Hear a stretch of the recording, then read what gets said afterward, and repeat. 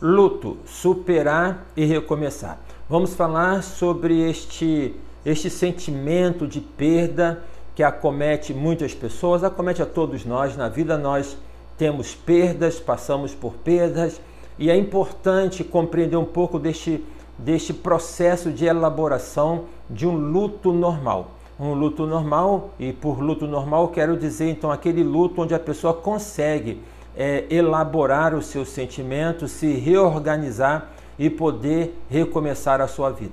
Quando este luto não é normal, então ele torna-se um luto patológico. Por luto patológico, nós vamos entender então a pessoa que não conseguiu superar, a pessoa que cronifica aquela dor, a pessoa que sustenta então, não de maneira consciente, é claro, aquela experiência de sofrimento. E isso é caracterizado no sofrimento não somente que seja psíquico, emocional, mas até mesmo num sentimento no corpo. O corpo sempre paga a conta, ele sempre reflete aquilo que está na ordem das emoções do psiquismo. Mas o que vem a ser um luto normal?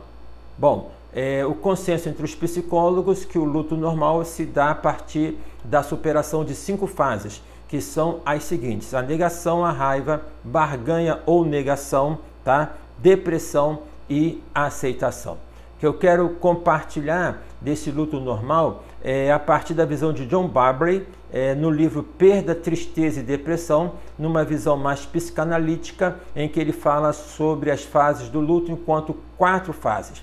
Mas eu não gostaria que você ficasse preso ao número 4 ou 5 fases, mas a dinâmica que então precisa ser observada na elaboração de um luto para que seja um luto normal e não um luto patológico. Eu vou comentar então sobre essas fases aqui neste vídeo, vou fazer algumas sinalizações do luto patológico, mas vou falar melhor sobre o luto patológico, como poder lidar para que o luto não se torne patológico em um outro vídeo. Então John Barbary ele vai colocar que a primeira fase de um luto normal é a fase da negação. Ou seja, frente à notícia que chega daquela pessoa, o ente querido que veio a falecer, a pessoa tende a negar. Isso me faz então aqui lembrar, eu vou dar como exemplo, um casal, amigos, em que no domingo pela manhã estivemos juntos e eles então depois viajaram para Vitória, onde moravam, onde trabalhavam. E quando chega a noite, vem a notícia que um acidente muito grave na rodovia, ambos vieram a falecer. Eu fui estar com os familiares e ali constatei e vi, né, aquele sentimento tão forte de pesar e de negação. Como isso pôde acontecer? E as pessoas tendem a querer encontrar uma explicação para o que na verdade não tem explicação. E elas tendem a negar.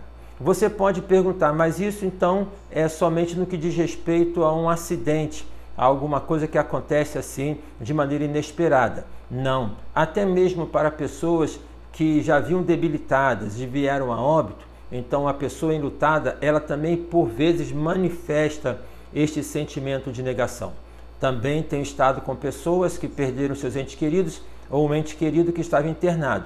E estando com esta pessoa, ela fala, mas eu estive no hospital ontem, ele estava melhor, ela estava melhor, estava dando sinais, ou seja, tende a negar então esta notícia. É uma defesa do mecanismo psíquico frente à dor da perda. Então, a negação enquanto uma defesa do psiquismo para não romper este laço, né, esta ligação no que diz respeito à pessoa que veio a falecer. A segunda fase, diz John Barbary, é a fase do anseio e busca da figura perdida, com picos de raiva. Ou seja, então vencida a primeira fase, alguma coisa aí mais ou menos em torno de uma semana, a pessoa então parece que ela começa a entender, mas ao mesmo tempo que ela entende, ela não entende. É uma oscilação e uma explosão das emoções e daí então os picos de raiva. Por que picos de raiva? Esses picos de raiva têm a ver com o seguinte: eu não deveria, por exemplo, no que eu citei aqui desse casal que viajou, os pais, eu não deveria ter deixado que eles viajassem, eu estava com pressentimento, tá? Ou então a equipe do hospital não cuidou bem, os médicos não foram atenciosos. Também isso pode voltar contra a própria pessoa, o próprio enlutado pode falar, eu sou culpado porque eu eu não fiz o que deveria ter sido feito, eu não agi da maneira que deveria ter agido. Ou seja, este sentimento de culpa voltando para a pessoa enlutada na forma de autoacusação. Então, é preciso ter aí uma certa atenção em relação a isso. Esta raiva, inclusive, ela pode voltar-se até mesmo em relação a Deus. Então, a pessoa enlutada pode expressar como se fosse raiva de Deus. Por que Deus permitiu que isso acontecesse? Por que Ele não interveio? É a velha pergunta. Onde estava Deus? Bem, é importante que aqueles que estão acompanhando entendam que essas palavras, elas são palavras emotivas e não são palavras verídicas no sentido assim daquilo que a pessoa entende, compreende, mas são as emoções que estão aflorando e que devem ser afloradas. A terceira fase é a fase da desorganização e do desespero, ou seja, então tem a negação, é a primeira fase, aí tem este momento em que a pessoa vai oscilar na fase do anseio e busca pela figura da pessoa perdida, com esses picos de raiva, e agora, então, nesta terceira fase tem este sentimento de desorganização e desespero, que é o seguinte: frente ao inevitável, como é que eu vou viver? E agora, como é que eu fico? Como é que é a minha vida daqui para frente? Não diz respeito ao aspecto financeiro de sobrevivência. Isso pode ser uma questão, com certeza.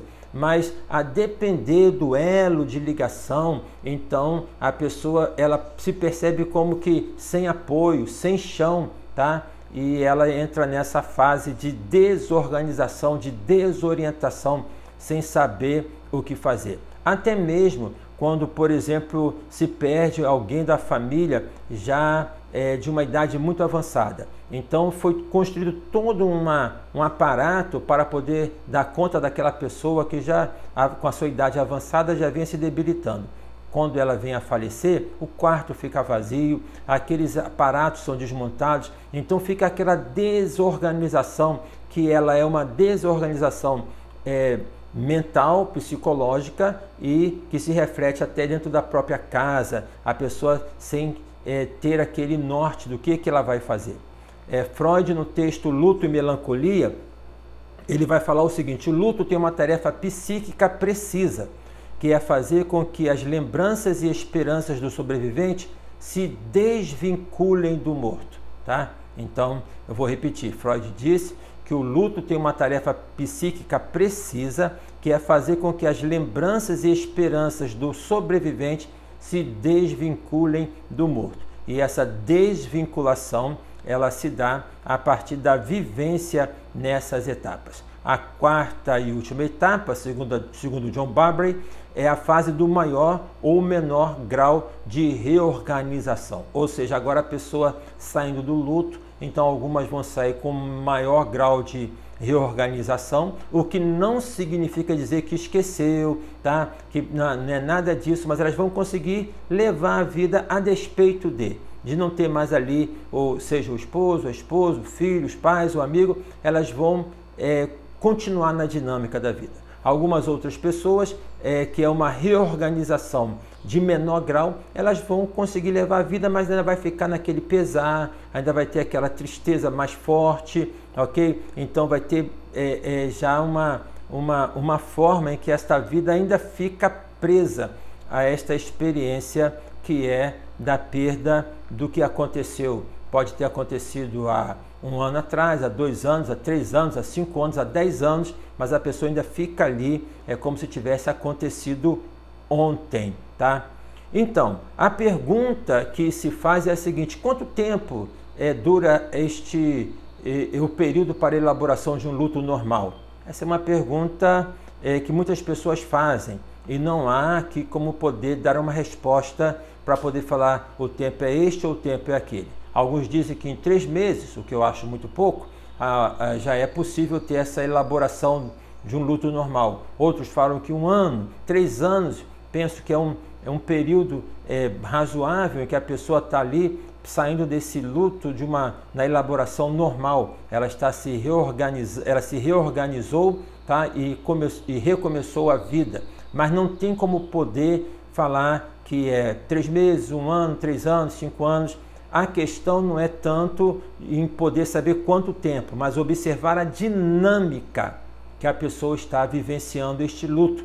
porque é nesta observação da dinâmica em que a pessoa está vivenciando esse luto que você pode então ajudar para que este luto ele não venha a ser um luto patológico, ou seja, um luto onde a dor fica cronificada, onde a dor ela é uma dor não somente caracterizada por uma tristeza nas emoções, mas que reverbera no corpo. O corpo sempre ele acaba denunciando as dores que nós temos na alma, sempre vai reverberar no corpo. Isso é muito importante de ser observado.